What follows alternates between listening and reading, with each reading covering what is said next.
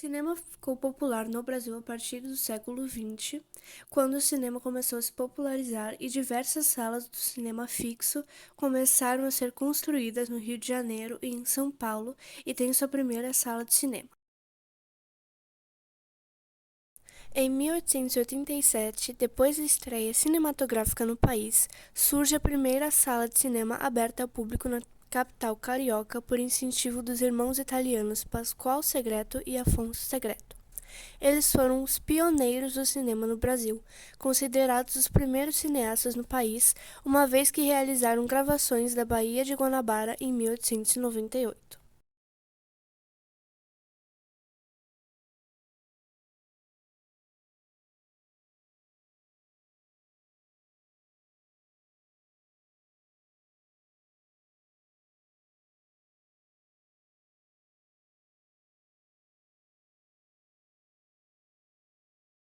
Um dos problemas iniciais da produção do cinema no país era a falta de eletricidade, que somente foi resolvida em 1907 com a implantação da usina Ribeirão de Lages, no Rio de Janeiro.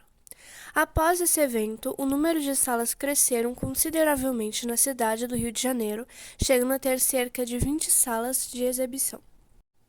No início, os filmes eram de caráter documental.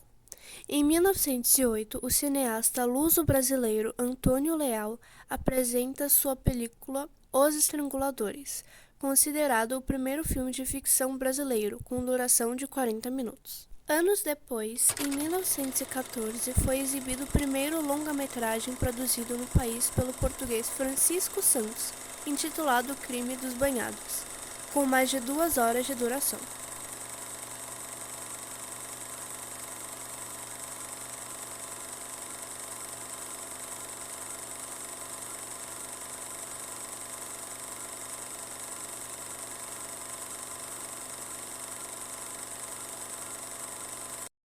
Entretanto, após a Primeira Guerra Mundial, entre 1914 e 1918, ocorre uma crise do cinema brasileiro, o qual fora dominado por produções estadunidenses, cinema de Hollywood, enfraquecendo assim o cinema nacional.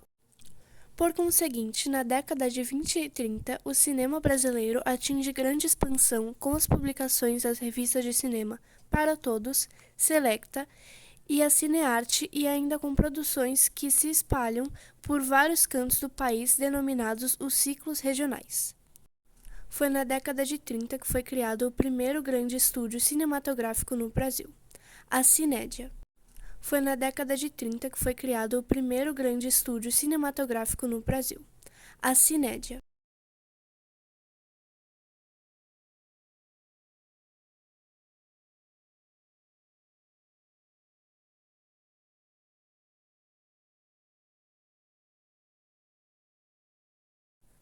As produções mais importantes dessa época foram Limite, 1931, de Mário Peixoto, A Voz do Carnaval, 1933, de Adhemar Gonzaga e Humberto Mauro, e Ganga Bruta, de 1933, feito por Humberto Mauro.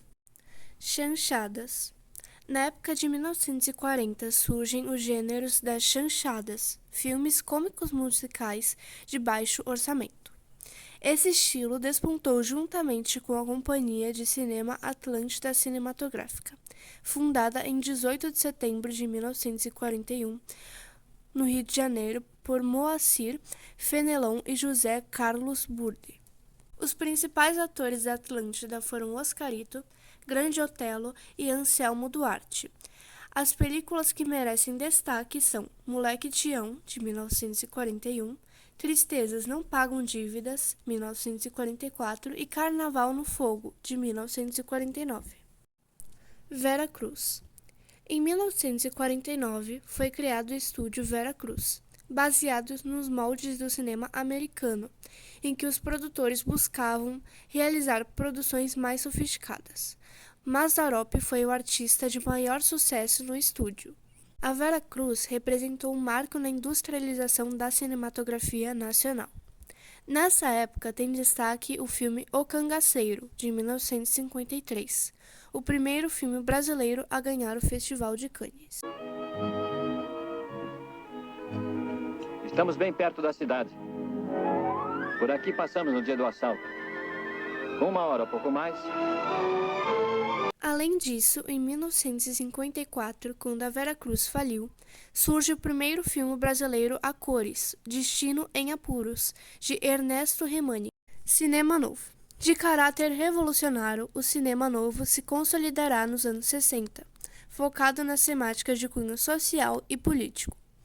Na década de 1950 já foram produzidos filmes considerados precursores no cinema novo, como Rio 40 Graus, de Nelson Pereira dos Santos. Do cinema novo, destacam-se as produções do cineasta baiano Glauber Rocha, Deus e o Diabo na Terra do Sol, 1964, O Dragão da Maldade contra o Santo Guerreiro, 1968.